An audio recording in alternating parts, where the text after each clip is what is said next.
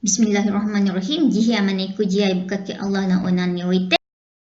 Assalamualaikum minasan weni heyan diare. Hai, saya Nin. Dalam video ni saya akan kongsikan tips-tips mudah untuk belajar bahasa Jepun. Sebelum kita belajar sesuatu bahasa, kita perlu tahu komponen-komponen untuk membentuk ayat, iaitu kita panggil tata bahasa lah. Pertama sekali, kita perlu tahu apa itu kata nama atau dalam bahasa Inggerisnya kita panggil nouns. Kata nama ni adalah kata mudah dia benda. Contohnya macam orang, kucing, rumah, kereta, kasut, nasi. Benda yang kita nampak. Kedua, kita perlu tahu apa itu kata kerja. Sebab kata nama dengan kata kerja ni penting untuk membentuk ayat. Kata kerja ni dalam bahasa Inggerisnya kita panggil verb. Kata kerja adalah menunjukkan perbuatan. Contohnya macam tidur, makan, minum, membaca, berlari, menyanyi. Seterusnya kita perlu tahu apa itu kata sifat. Kata sifat ni dia ada dua jenis lah. Kata sifat ni adalah perkataan yang menunjukkan ciri-ciri sama ada sesuatu benda ataupun sesuatu perbuatan. Jadi kita bahagikan kata sifat ni kepada dua, iaitu kata sifat benda dan kata sifat kerja, iaitu dalam bahasa Inggerisnya adjective untuk kata sifat benda ataupun adverb untuk kata sifat kerja. Contoh kata sifat adalah contoh macam cantik, manis, kecil, besar, panas, sejuk. Yang tu menunjukkan ciri-ciri sesuatu benda.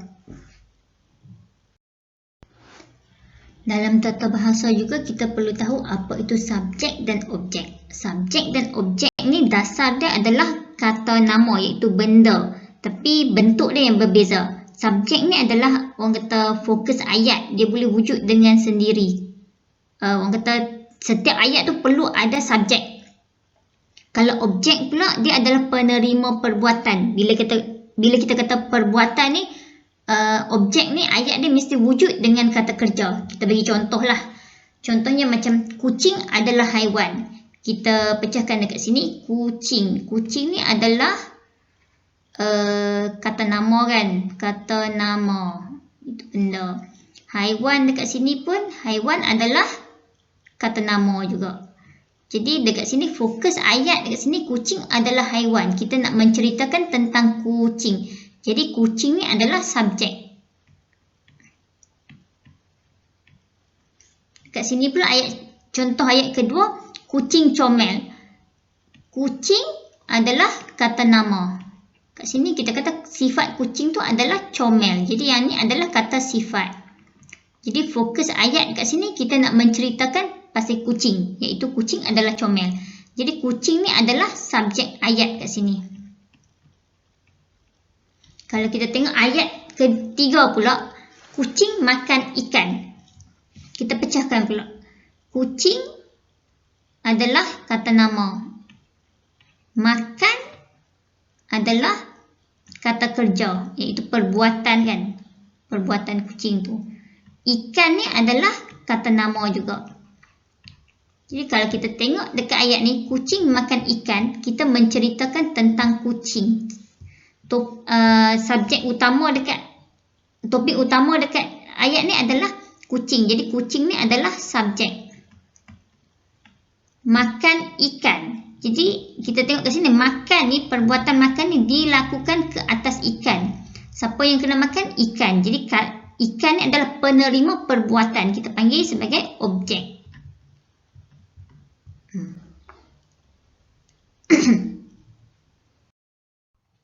Seterusnya kita perlu tahu apa itu kata penghubung ataupun particles. Dalam bahasa Jepun, particles ni sangat penting untuk membentuk ayat. Kalau dalam bahasa Melayu, particles kita tu macam kan, di, ke, macam tu. Dalam video ni kita akan berkenalan dengan particles wo. Particles wo ni adalah digunakan untuk menunjukkan sesuatu kata nama, sesuatu perbuatan tu dilakukan ke atas kata nama. Jadi makna kata kawan dia adalah objek lah. Bila kita tengok O ni, dia objek.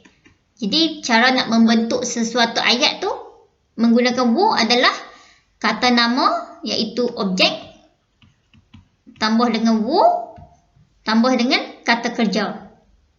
Kita tengok contoh. Kalau dalam bahasa Melayu ataupun bahasa Inggeris, ayat kita direct. Kita menggunakan kata kerja tambah dengan kata nama atau objek. Kata kerja tambah objek. Contohnya macam baca buku. Baca adalah kata kerja kan, perbuatan. Lepas tu, perbuatan ni dilakukan ke atas buku. Buku ni adalah objek. Kalau kita tengok bahasa Inggeris pun, read a book. Contoh, read ni adalah verb, perbuatan. Lepas tu tambah dengan book ni noun ataupun objek. Jadi perbuatan read ni, membaca ni dilakukan ke atas buku ni. Kalau kita tengok ayat dia, kata kerja dulu baru objek. Kalau dalam bahasa Jepun, dia lain. Kalau dalam bahasa Jepun, kita start dengan objek dulu. Kata nama tu dekat depan. Lepas tu, kata kerja tu dekat belakang. Tengah-tengah kita tambah wo. Contohnya, kalau macam ayat minum air. Sini minum adalah kata kerja kan, depan. Air ni kata nama. Kalau bahasa Jepun, dia terbalik. Dia akan jadi air kat depan, minum kat belakang. Contohnya macam air kat depan, wo minum. Macam tu. Kalau kita nak kata, kita tambah wo kat tengah-tengah. Kalau kita nak kata baca buku, buku ni kita masukkan kat depan, buku,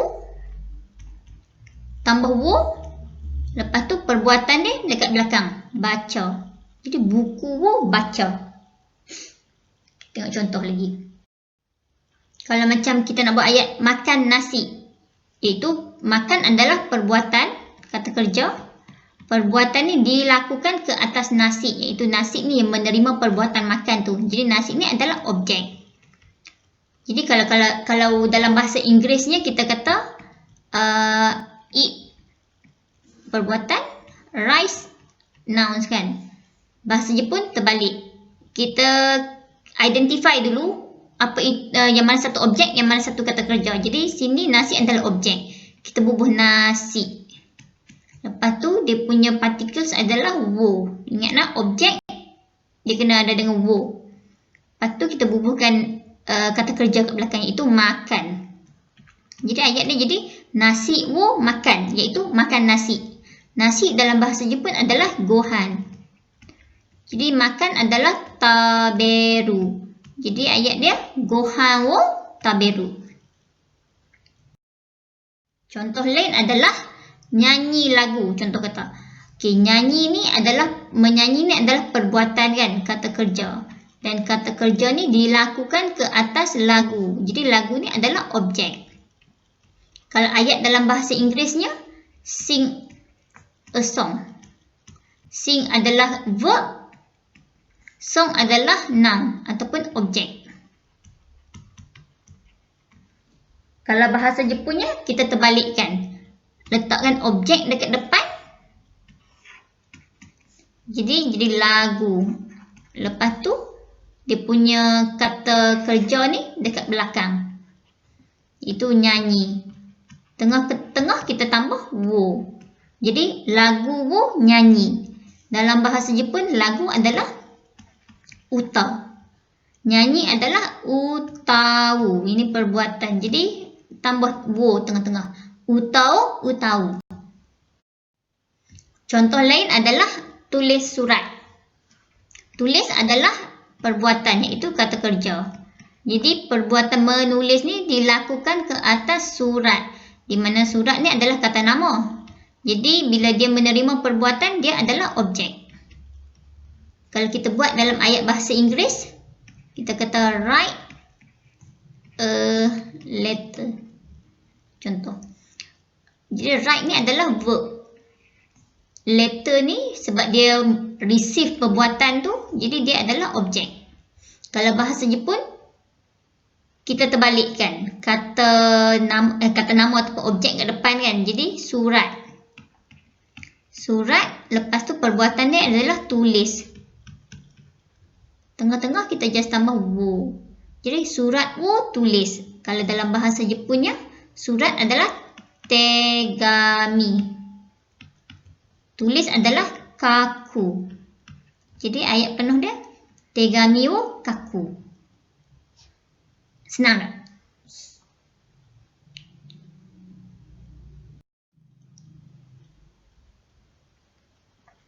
Contoh lain pula adalah cari barang. Cari barang. Jadi kita tengok cari ni adalah perbuatan, iaitu kata kerja. Jadi perbuatan ni dilakukan ke atas barang kan. Kita nak cari apa? Kita nak cari barang. Jadi barang ni adalah kata nama, iaitu objek. Sebab dia receive, dia menerima perbuatan cari ni. Kalau dalam bahasa Inggerisnya kita kata search lah kot. Search for a things. Search a thing. Macam itulah. Jadi kalau dalam bahasa Jepun dia pula kita terbalikkan. Letakkan objek kat depan kata nama. Barang. Barang.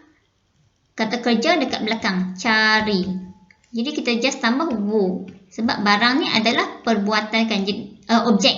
Barang ni adalah objek. Jadi dia kena ada dengan wo. Jadi dalam bahasa Jepunnya barang ni adalah mono.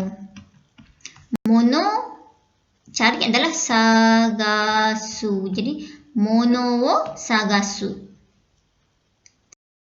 Macam mana? Senang tak particles wo? InsyaAllah dalam video seterusnya saya akan terangkan tentang particles wo dan bagaimana untuk membentuk satu ayat yang lengkap lah. InsyaAllah. Dewa mata.